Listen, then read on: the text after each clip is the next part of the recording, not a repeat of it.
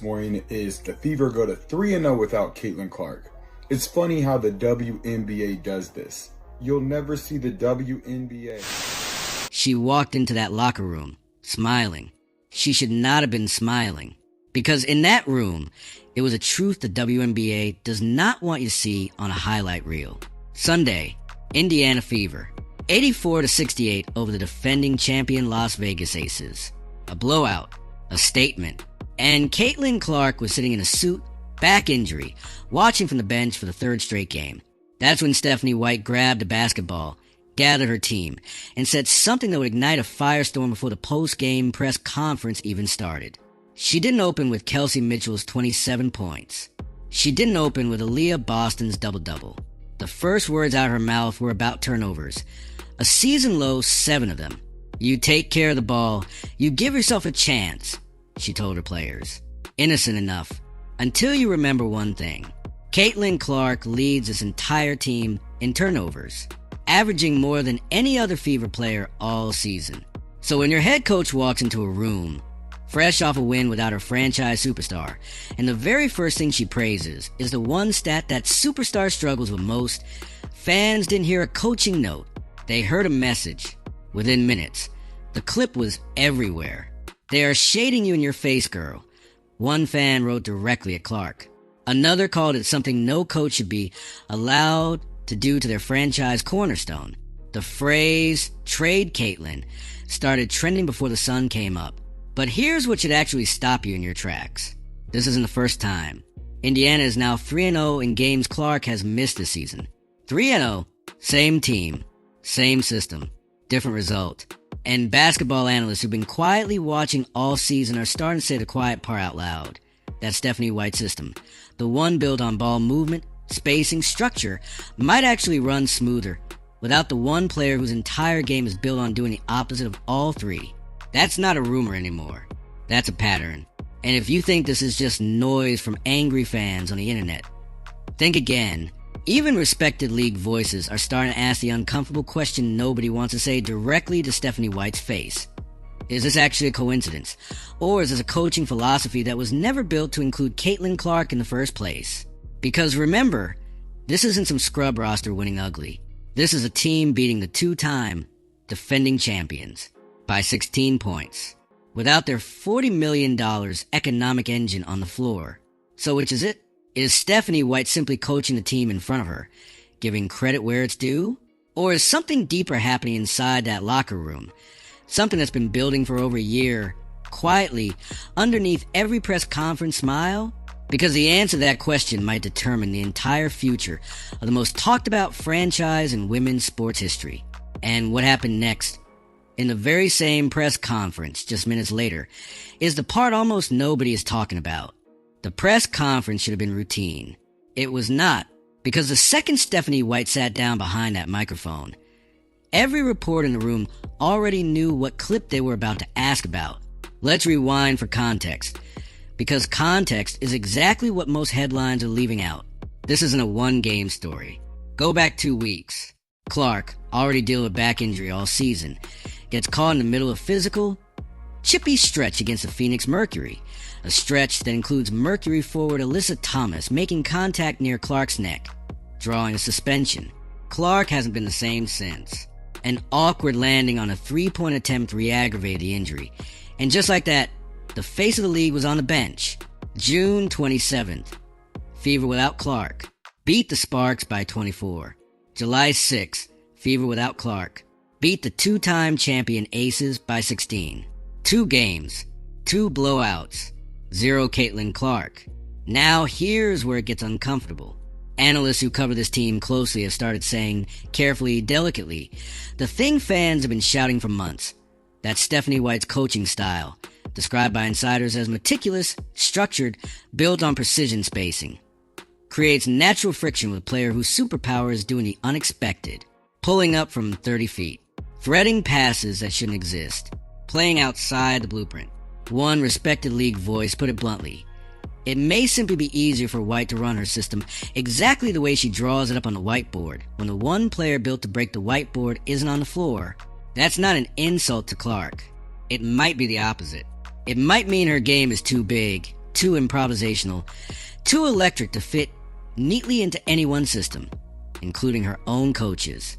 But try telling that to the fans who watched White's face light up over turnover numbers instead of the two young stars carrying her team. Because here's the twist nobody saw coming. When a reporter finally asked her directly, point blank, whether her comments were in any way directed at Clark, the room went quiet enough to hear the air conditioning. And what she said next didn't put the fire out. It didn't confirm anything either. It did something far more dangerous for a coach trying to protect team unity. It left the door wide open. Because instead of flat denial, instead of a no, absolutely not, what came out was something far more careful, far more coached. The kind of answer that professional athletes and coaches use when they know a direct answer, either way, becomes a headline, which means the story isn't dying down tonight. It's about to get louder. Because somewhere right now, Caitlin Clark is watching this exact clip. And what she does next, what she chooses to say or not say, could either end this controversy in 30 seconds or turn it into the biggest storyline the WNBA has seen all season. Here's the part that changes everything you think you know about this story. Because Caitlin Clark did not stay silent. And what she actually said wasn't what anyone, not the fans, not the media, not even Stephanie White, was fully prepared for.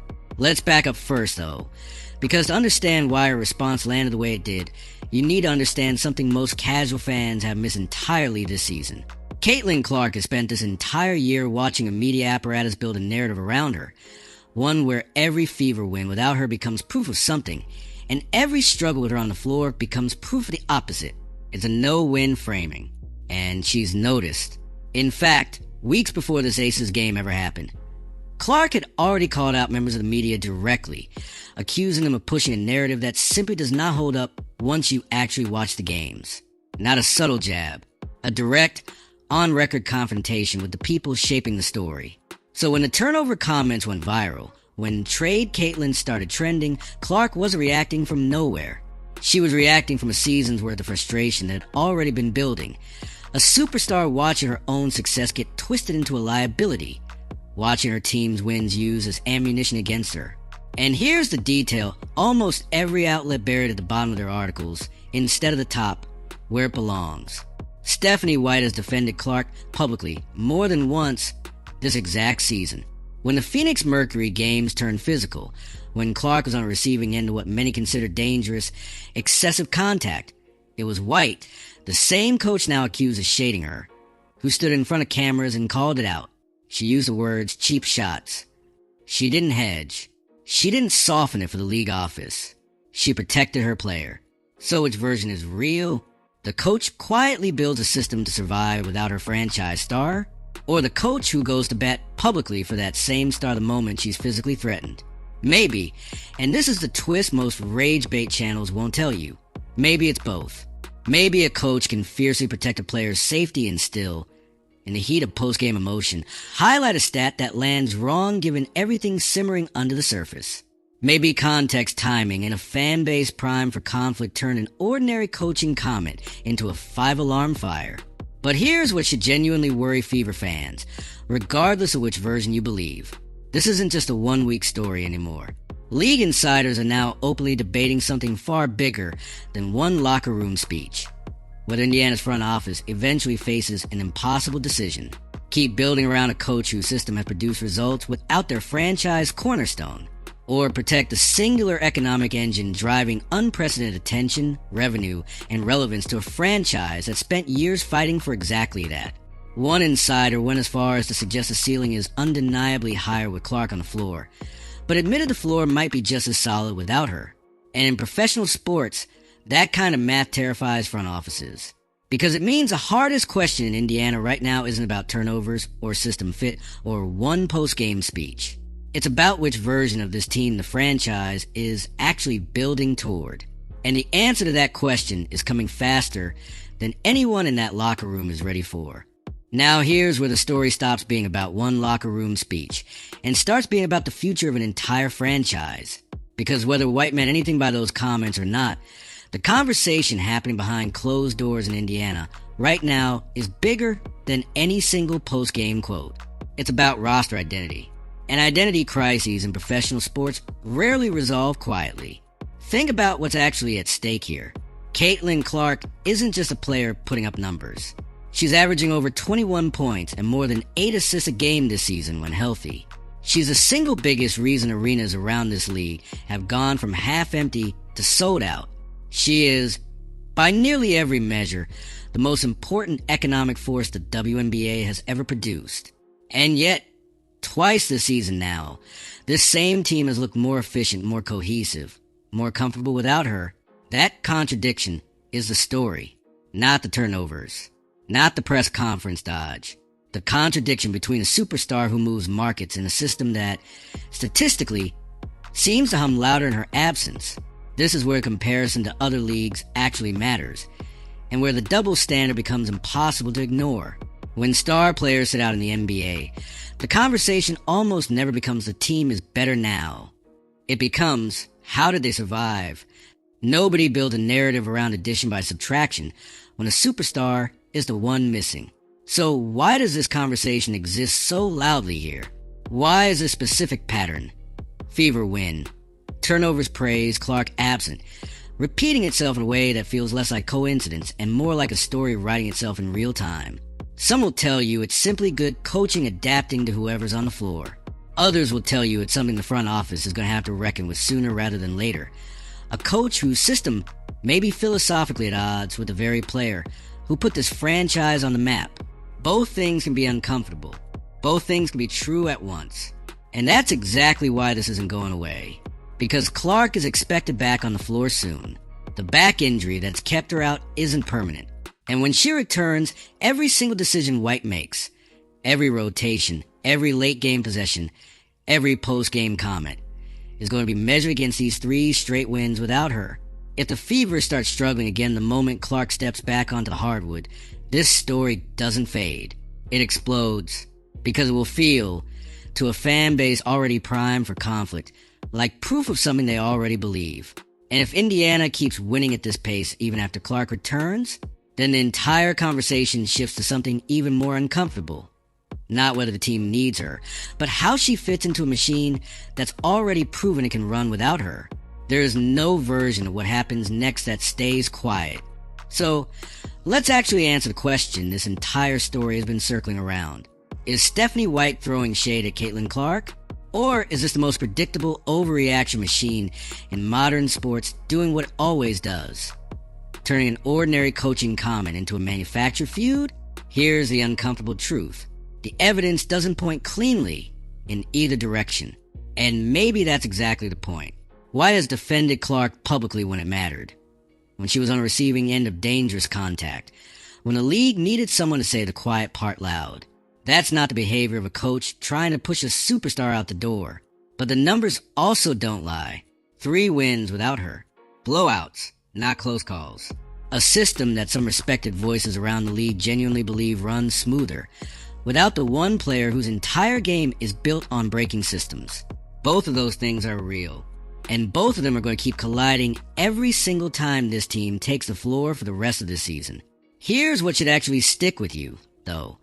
Because it's bigger than one coach, one player, or one locker room clip. This entire controversy only exists because Caitlin Clark changed what people expect from women's basketball. A few years ago, nobody was dissecting a coach's word choice in a post-game huddle. Nobody was treating turnover stats like coded messages. Nobody was demanding accountability for subtext in a locker room speech. That level of scrutiny, uncomfortable as it is proof of exactly how much attention, money, and passion Clark's presence has pulled into this league. So the real story isn't whether Stephanie White meant something by 7 turnovers. The real story is that women's basketball has finally arrived at a place where every word, every glance, every stat gets as much attention. That's not a crisis. That's what relevance looks like. When Caitlin Clark returns to that floor, and she will, every eye in this league is going to be on how Stephanie White uses her. Not because of one viral clip, but because what happens next will finally answer the question this whole season has been building toward. Can this team be great with both of them? Or was this always destined to be a choice? Either way, one thing is certain. You are watching history happen in real time. And whatever comes next, you'll want to say you saw it coming.